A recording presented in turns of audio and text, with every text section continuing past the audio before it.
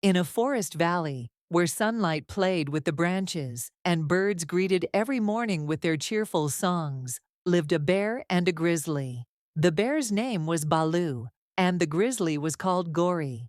Baloo and Gori had been close friends since childhood. They both loved trees deeply. They would often sit in the shade of trees, climb their trunks, inhale the scent of their leaves, and talk about the creatures that lived in and around them.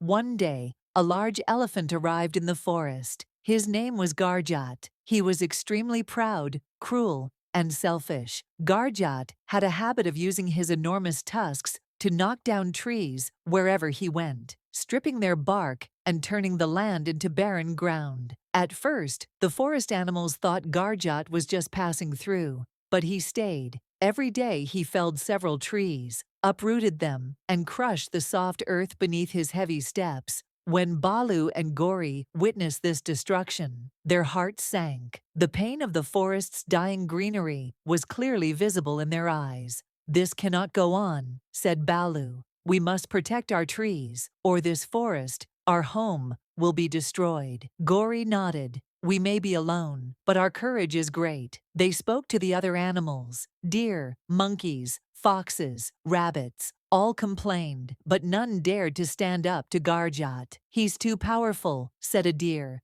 "We can't stop him." Baloo and Gori decided to take matters into their own hands. They devised a plan to lure Garjat to a place with no trees and trap him there. They tricked him into believing that across the forest lay a land filled with golden trees. Garjat, greedy as he was, followed, but on his way, he destroyed 10 more trees. The plan failed because he returned, angrier than before. "You think I'm a fool?" Garjat roared.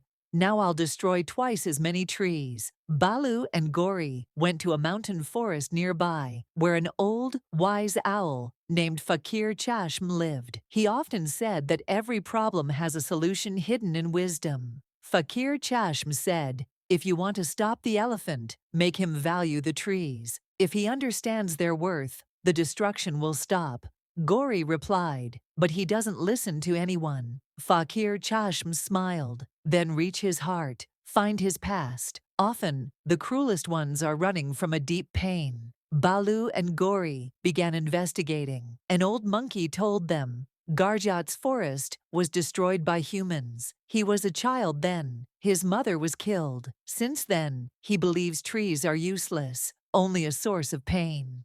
Hearing this, Baloo and Gori decided to speak directly to Garjat. "Garjat, we understand your loss, but this forest can give you a joy you've never known. Trees aren't just wood, they are life." Garjat remained silent. A shadow of old sorrow flickered in his eyes. After a pause, he said, "If that's true, prove to me that trees are alive." Baloo and Gori took him to the oldest tree in the forest, Baba Bargad, a tree that housed birds, insects, flowers, seeds, and small animal communities. A voice came from Baba Bargad. "O Garjat, we understand your pain, but you don't know the power you hold. If you protect this forest, it will become your home." Garjat's heart melted. For the first time he touched a tree, instead of tearing it down. Trembling, he asked, "Can I really do something good?"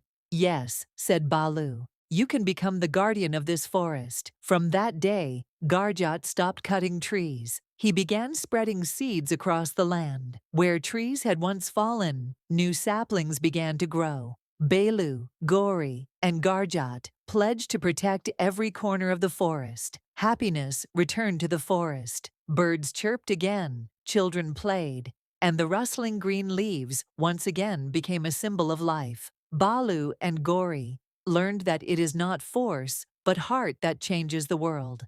And Garjat learned that wounds of the past, when healed with love, can turn into greenery. Moral, love, wisdom, and forgiveness are powerful enough to turn even the greatest enemy into a friend. Trees are not just wood, they are symbols of life, and protecting them is our duty.